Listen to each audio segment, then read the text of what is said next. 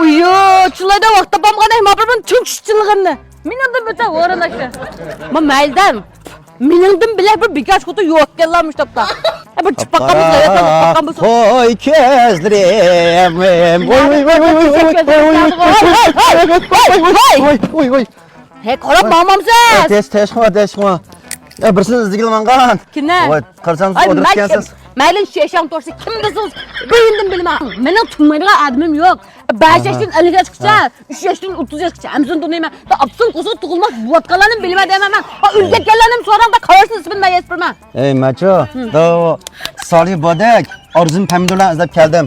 Men Maliga, oho, ya tapamayman buni. 3-4 tal zopingni ishlab olgandir, oljiq so'zlab. Denchilar chiqib qopti o'zichang. Wang Hongmo, Pang Hongmo deyapti qizni. Salih Bodakqo tayinliqlar, ko'rsam to'nalayman uni mushmaldan. Bu Arzugulni ayni vaqtida shinshalari shipdak, choysiri sumbul deydi. Ammo hozir ko'rsam tonalarmanmi undan hamda. Tunamaysa, shu tunamaysa bilak bir o'zgarib ketdi ular hozir. Tunamaysanlar. Shunaqmi, o'ng'al tapamayapman ularni, ha? Hey, nima uchun deydi ularnizda? Birab berishingmi deb pulingni berib qo'ydan, mang'illar berib qo'yma. Shu pulning ishi ayni vaqtida o'yin oldida balsiniki tug'ilgan kunga berib 150 gacha pul qo'ygan. Ha, men mark qildim. Kimmi qo'ymadi? Pulini olmaydi, o'zim yo'q. Nimani aski dema ular? Shuni demsan. O'zimizni ko'ratma ularning bir pancha, nima deyotganing o? Hey, men ularni bilmay qara. Ular menga kelasan. Ha. Yo'q. Ketdi deb uyi ketdi. Uyi ketdimi? Yo'q. Voy, 150 gacha. Nega yetdi pullar, nega yetdi? Chiqayog'ingni. Rahmat 150 gacha pul. 150 gacha. Ağaynağın ucu azaplıdan deriz. Hey masna vay. Bana ben ket. Hey! Hey!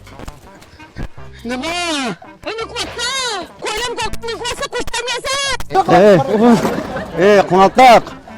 Hey. Sen qo'tan kiribsan go. Sen kil qo'jara kelsan, men tuna olmaysan bilib ol. Hey muşu! Ayal yo'q-ka. Qo'tan bo'lishini, orzum yo'q-ka. Asanmichu? Sumbuldak, shivshir desam, ha debdi.